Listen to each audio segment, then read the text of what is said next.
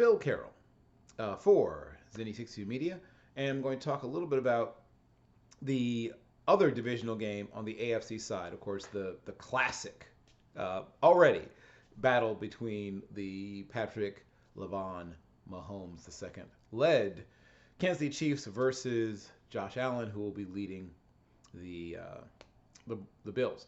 The Bills are a team that are very aware of the Chiefs. A lot of what they do on both offense and defense are particularly suited to play the Chiefs. And both teams are missing some players, but for the most part, they're healthy-ish. Now, Sky Moore and a few others are not going to be able to suit up or play at all, but the Chiefs and Bills, in terms of their how they match up with each other, like I said, it's very intentional, right? Also, Derek Nani won't be able to play, so there's some somewhat important players that won't go, but none of them are, there's no noticeable injury or worth mentioning injuries to the superstars. Kelsey is essentially healthy. Mahomes is essentially healthy. The biggest guy who's out for the Bills is, their deep threat receiver, Gabriel Davis. Kadarius Toney won't be able to go. He was originally questionable. They downgraded him.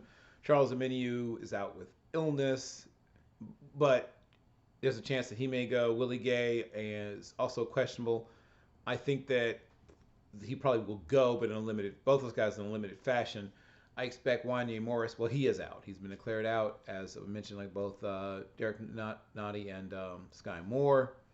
And they did elevate both Mike Pennell and Matt Dickerson up from their practice squad. I really do expect that what this will mean, they'll be a little shorthanded on their interior offensive line. That means you'll see a little more Trishawn Wharton. You'll see, Chris Jones always plays a lot of snaps anyway. Neil Farrell is on the active roster. He's only been brought up, only been activated 3 times. He may be activated this time as well. And Omenihu, as I said, means that Karlaftis and Dana will play a lot, but also look for Malik Herring to play more snaps than you normally would. And I really like the rookie they drafted out of Kansas State. Felix Anadiki Uzama is going to also play a little bit more. And like I said, I think that might not be a bad thing. Willie Gay paid 57% of their snaps throughout the regular season, most amongst their linebackers. Both Tranquil and Bolton will be playing a great deal. And having a physical presence like Gay against a guy like Josh Allen obviously can help because he's a hitter, he's a banger. So I just think the Chiefs will just find a way. 2.5 points also just seems like a little bit much to me. I know that 3 points is just automatic, because of them playing at home in Highmark in Buffalo. So which means essentially it's a pick'em game, and they went with the team that was the home team there.